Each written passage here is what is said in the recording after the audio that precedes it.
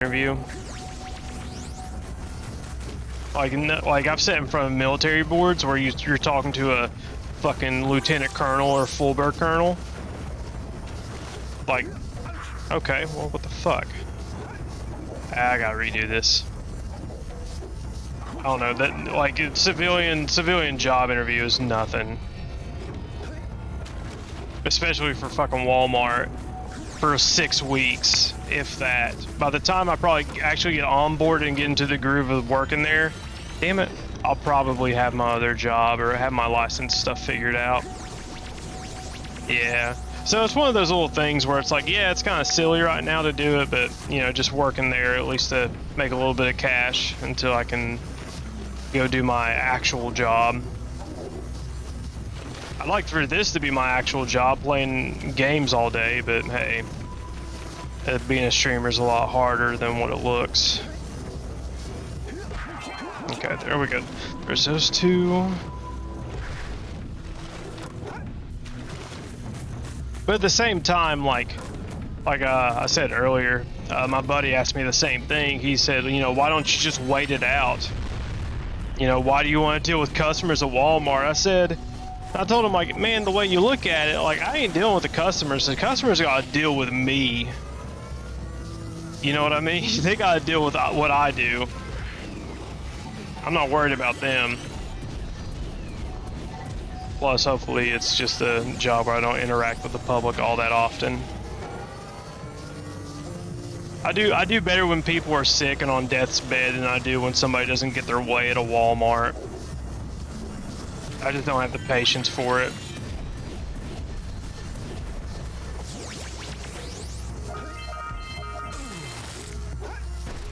Like, especially, like, I'm looking forward to when people freak out. And then I drop the, but is anyone dying right now, line on them. Just to get them to understand that things aren't as bad as they seem.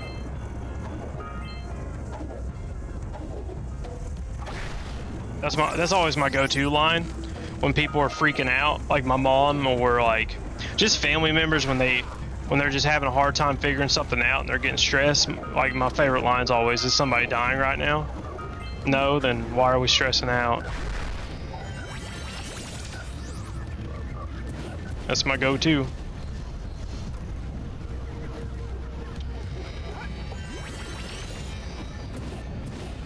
I did work in ICU. I was working in the intensive care unit, but, you know, after a little bit of that environment, you really get tired of seeing some stuff. I mean, it's fun. Don't get me wrong, the ICU is probably the most fun I've had in my short nursing career thus far, but it's... Okay. Yeah. Good old ass, I gotta get paid somehow, but I'll wait.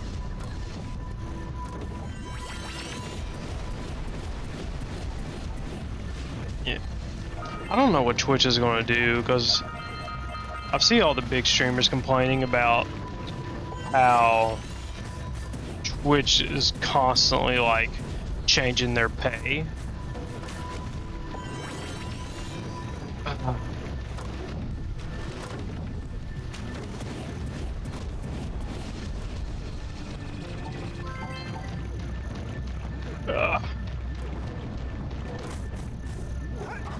I mean, it doesn't really affect me too much, but like, if I wanted to do this full time, I mean, I do want to do this full time, but it definitely would affect me in the future.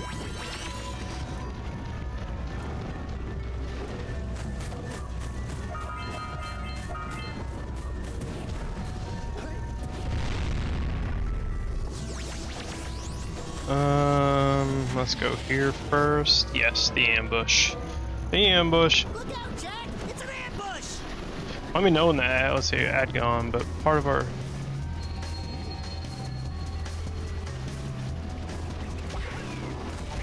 Yeah, you're allowed to stand up for yourself.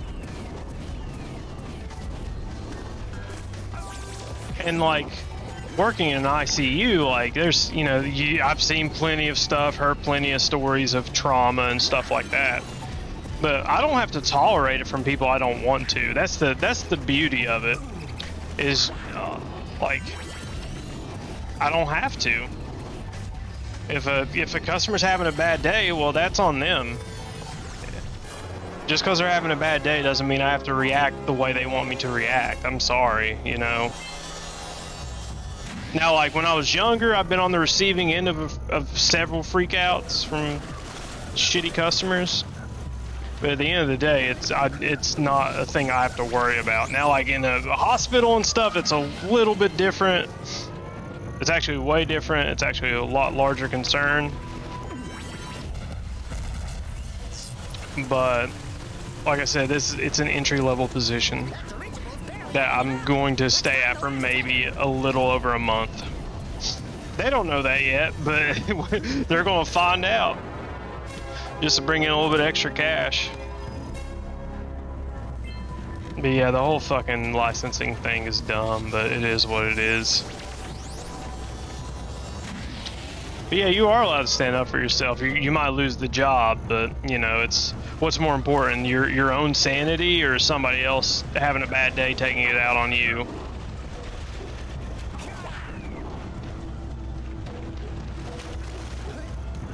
Yeah, working in the ICU, I loved it, but hated it. Because you see some stuff. And you hear some stories from patients, and you're like, holy shit. When I was in my nursing training, I was at Walter Reed in Maryland, and that's like the main military hospital for the entire military. Like that's the main one in case like you're really messed up. And they would put me on the Wounded Warrior floor, and I loved Wounded Warrior. Oh my god, I would stay inpatient if I could find a Wounded Warrior inpatient hospital around where I live. Oh my god, those are the best people. People then blown up who are missing both their legs and only have one arm. Those are the best people. Because they try to be independent. The people that aren't independent are the fat fucking people who have diabetes who just sit around all day and want to be taken care of. God, Wounded Warriors are the best patients, dude. Because one, they don't give a fuck. They really understand their situation, and they're funny about it. That's how they cope. Like I had one Wounded Warrior. He's like, yeah, my legs are gone, but like I don't have to buy socks anymore. You know, just dumb shit like that. Just dumb shit like that. Good work. Aren't you guys happy you saved our little flut friend? She may come in handy again sometime. Now go back to the trans pad, and I'll bring her home. But yeah, working in ICU, you know, we get DKA, which is diabetic ketoacidosis patients. We get diabetic coma patients. I had this one. So the ER I worked at, I won't say where I worked at because there's some really good people there, but there's a lot of shortcomings. They had a problem with starting insulin drips on patients, and when you have people who are severe diabetics that come in with a blood sugar of like, I don't know, fucking 20 or maybe fucking 500, they don't want to start those insulin drips, and you have to. And one day I got a patient in, and I thought it was a standard diabetic ketoacidosis DKA patient. And I had this other nurse I was working with. Her name was Isabel. You know, and she was like, hey, Carmelo, do you think, you know, you can handle this? I know you've done plenty of DKAs in the past, but this one sounds a little bit different. I said, yeah, Isabel. I go, oh, thank you for the follow, Adro. Thank you for the follow. I just saw that pop up. She's like, I know you've had several of them, you know, I know you can handle it, but she's like, man, something's weird about this one. I said, nah, Isabel, I can get it, you know, I can handle it. And, you know, I got a report from the ER, you know, because they call a report before you get a patient. And I said, all right, bring him up. wasn't on a DKA drip. And no shit, they brought this patient up. She looked fucking dead. She was laying there, mouth wide open, barely breathing. Just looked like, just looked like shit. And I thought to myself, I can't handle this, because her blood, I forgot what her blood sugar was, but she was on the door to be in a diabetic coma. I think she kind of was, but we didn't treat her as such. We put her on the regular insulin drip and managed her that way, and you know, brought her back after like 2 days. Judging by the smell, I'd wager your bathtub sank in the mud long ago. What's a bathtub? What's a bathtub? That's some of my patients. What's a bathtub? Nasty lurker varmints are grousing about, snatching everything they can get their grubby little paws on. Mm-hmm. Scaring away my pet hip hog, Farley. He's been missing for nigh on to a coon's age. I've been putting out his favorite snack. Those ornery swamp rats keep stealing them. Them swamp Keep rats. those pesky critters away long enough, I just know Farley will smell them vitals and come back. Will you help me out? I mean, I need a power cell. Those rats will be back any time. Shoot all them rats. Keep them from eating at least one of them snacks. So they can't eat a single one of these, which is kind of dumb. But anyway, yeah, so that I got that patient, and Isabel was right. She straight up said, like, hey, something's off about this. And I said, I did, you know, I thought so too, but like I didn't take it too seriously. But yeah, I got a patient. She was pretty much in a diabetic coma. Put her on the insulin drip, and then all was well after like 2 days of her not responding. She was breathing, but she was not responding. Yeah, so, well, type 1 is not necessarily genetic. It's your body's ability to produce insulin versus your body's ability to react to insulin. But yeah, type 1 people are typically born with, and then type 2 people bring upon themselves, or their pancreas shuts down, or their body just stops responding even though they're perfectly healthy. That's a very strong possibility in some cases. But this person, I don't. She was probably eating unhealthily, or maybe her body gave out earlier, or her pancreas gave out earlier than supposed to. But yeah. Nope. Oh my god, why am I having such trouble with this? Unless this is the last wave, because they're getting right up on me.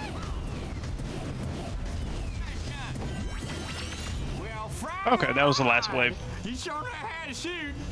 Thanks a heap for the help. But yeah. Yeah, that was a rough night, because it was like I was running labs after labs after labs, and just, oh my god, I was chasing that sugar all day, or all night. That was on night shift, just trying to get her stay. I was like, please wake up before the next shift comes, please. Because I hate that. I hate leaving patients who are like really bad. I hate leaving them on other nurses, but it is what it is. God, she didn't wake up for 2 days. Oh man. Could have been worse, but thankfully it wasn't. Oh my god, come on. Why don't I like leaving, why did I want her to wake up? It doesn't feel good when you have a patient that's that sick. You know, like sometimes you like to get people to wake up. You know, at least that's kind of a sign that they're getting a little better. Wait, did it drop the power cell? Yeah, okay. But yeah, she was out for 2 days. I remember that much. She was out for 2 days. No, I trust the other nurses. It just feels bad. It feels like you don't do a good job whenever, how can I put this? I don't like giving patients to other nurses if if I feel like my patient's not in a good spot, if that makes sense. Because it feels like I've not done anything for the patient right away, even though I have. It just feels weird.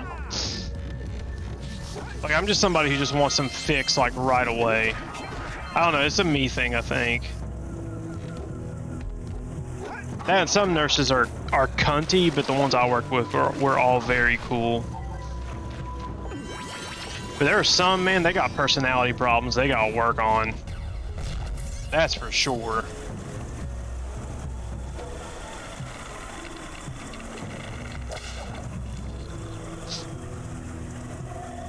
But no, all the nurses I worked with was cool. It's just weird, you get a sick patient and you want... I don't know. That was a giant arm from a Precursor robot. I've never seen one in such good condition.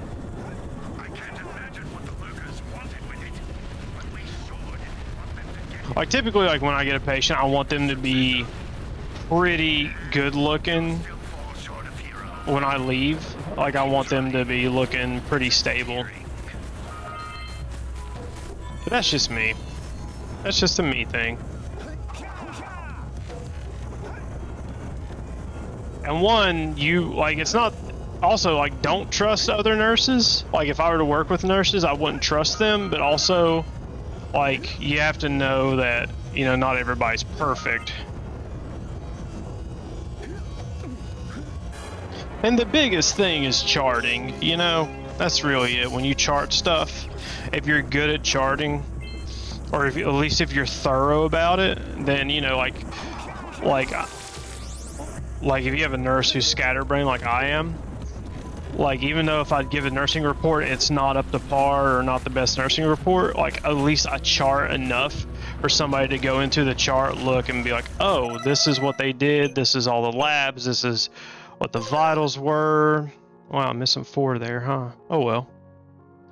Man, we only need 8 more to beat the game, holy shit. Maybe I don't have to go to the spider cave. Because I really don't like that area. It's just kind of, I don't know, it's very not fun.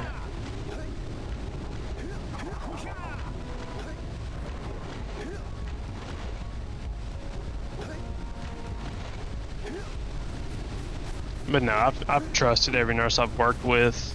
Have we agreed on everything? No, but it is what it is. Yeah, I'll never forget that fucking, the second I saw that patient, I thought to myself, oh, I can't handle this, after I just told Isabel, yeah, I can handle it. Even she was like,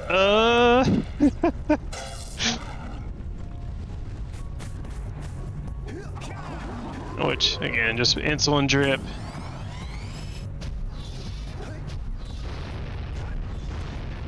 I mean, it just feels weird, like, I don't know, I just expect people to, I guess, to get better right away, at least with that patient. Most of the time when we throw a patient on a DKA drip, or insulin drip, it's pretty observable after, like, the first, like, few hours that there's an improvement. You know, but with her, she was just, really, that patient wasn't a diabetic coma. We just said, no, she wasn't.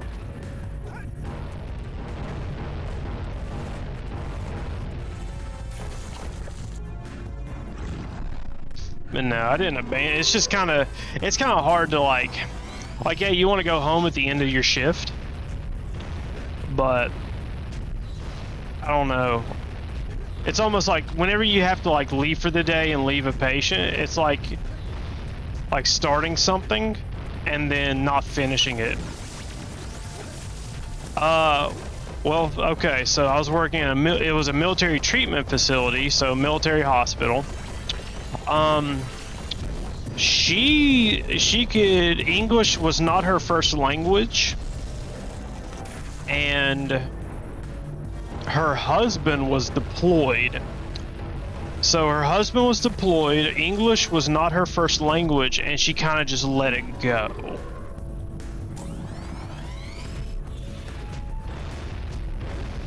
That was her deal. Her husband was deployed, I don't know where to, or he might have been just out in the field training for a couple of weeks. But like, she hadn't gone with insulin for like 2 weeks. like just untreated for 2 whole ass weeks. And God damn it. And then, you know, her daughter either found her or was there or visited her and could tell something was wrong. One of the two. Okay, that's done. God, that gets loud with the bass. And yeah, so that happens a lot more often. You get people who English isn't their first language, and like culturally, well. Breathing a collective sigh of relief. But there's no time to celebrate. Use your zoomer to navigate the mountain pass up ahead. Be careful. It looks like the lurkers have rigged the whole pass. Well, whoops on that one. But yeah, you'll see that a lot just in every healthcare setting. Is like English is either not their first language, or they come from a culture where the husband handles everything, the wife just kind of does all the housekeeping work, and the wife's completely dependent on the husband. Because it's a cultural thing depending on where they're from. I've seen the dogs that can smell and alert blood sugar levels. I have not. I want to call BS on that, but at the same time, I don't know. Oh my god, come on. It literally does, like, he can't even hang from a ledge.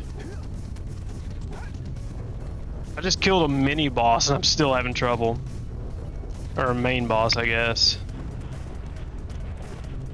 Let me not rush through this.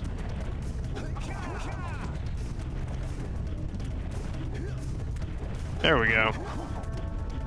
Yeah, I mean, I know some dogs can detect seizures and stuff, and there's definitely, I've seen service dogs for veterans with PTSD, Oh my! and they can detect when their anxiety levels are really high. They reach it before you do, they'll blow up the entire pass. You've gotta beat them there. Oh god. Or it's all over. I've seen those dogs, which they're cool. I mean, it's kind of neat that they can just detect when a soldier or a veteran's about to have a panic attack, or oh, okay, those are one-hit kills. Okay, or when they're about to have a freak out or anything like that. And the ones for seizures I've seen, but like those ones, they're more reactionary than, you know, proactive. But I don't know, I'm not big into I haven't looked into service dogs that much.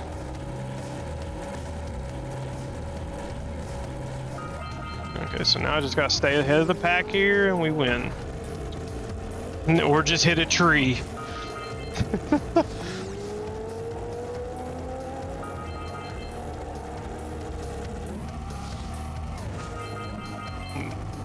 But yeah, I've had to deal with a lot of diabetic patients, a lot of patients who've had heart attacks, a few strokes, sexual assault victims. Those are fucking terrible. Those are awful, dude, to deal with. Not them as a patient, just like being like most of the sexual assault people or patients, they're all female. And then as a male nurse, that's a huge barrier to get through. It's such a tough barrier to get through. And then, We did it! We stopped them from blowing up the pass! what else? Good work! You beat them to the detonator. The Red Sage's lab is just ahead. Oh, you do, man? The teleport gate, so You want to we can offer me promotion of my channel, viewers and followers? Man, that's a great way to get blocked, bro. Fucking idiot, get out of here with this stupid self-promotion.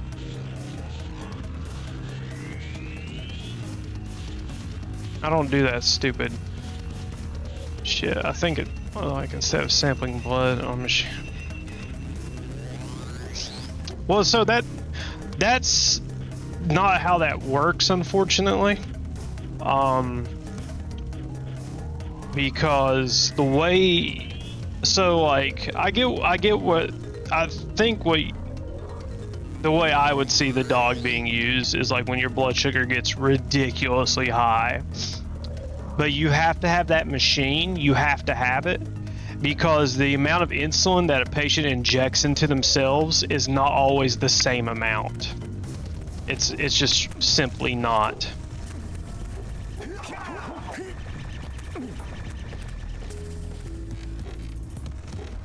You know, if the dog, like, you know, if it can say, oh, like, oh shit, you're really low, or oh shit, you're really high, check your blood sugar, sure.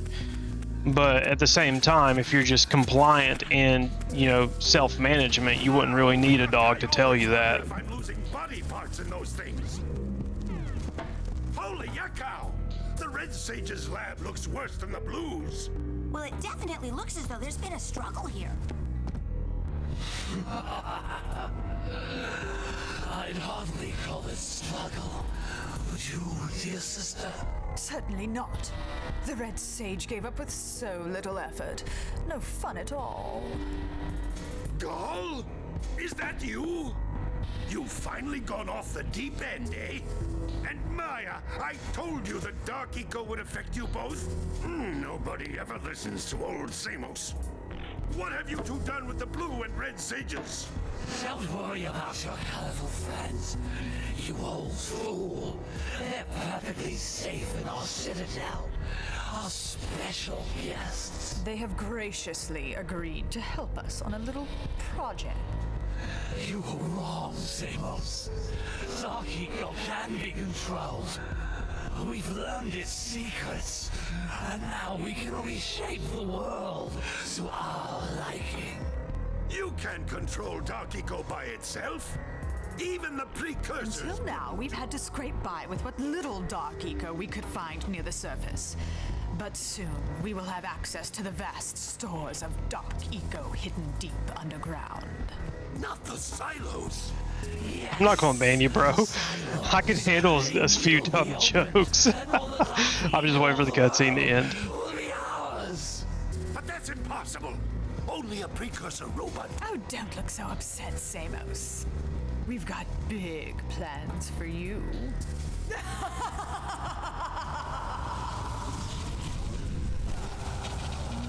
Wait a minute! That was Gall? The same Gall who's supposed to change me back? Gall is the guy trying to kill us? I'm doomed. We may all be doomed. If they open the silos, the Dark Eco will twist and destroy everything it touches. We simply must get to their citadel to stop them. The fastest way there is through the lava tube at the bottom of this crater. A few more power cells and your Zoomer's heat shield should get you across the lava safely. All right, my boy. You know what to do. Take the flea bag and go round up more power cells. Alright, so we need 72 total. So we only need 6 more orbs. Holy shit, and we can buy 4 right off the bat. Damn, we're almost done. Would you rather have diabetes or a micro penis? So the answer is always diabetes. And the reason is because if you have a micro penis, you can still get diabetes. So I would just rather have diabetes. You know what I mean?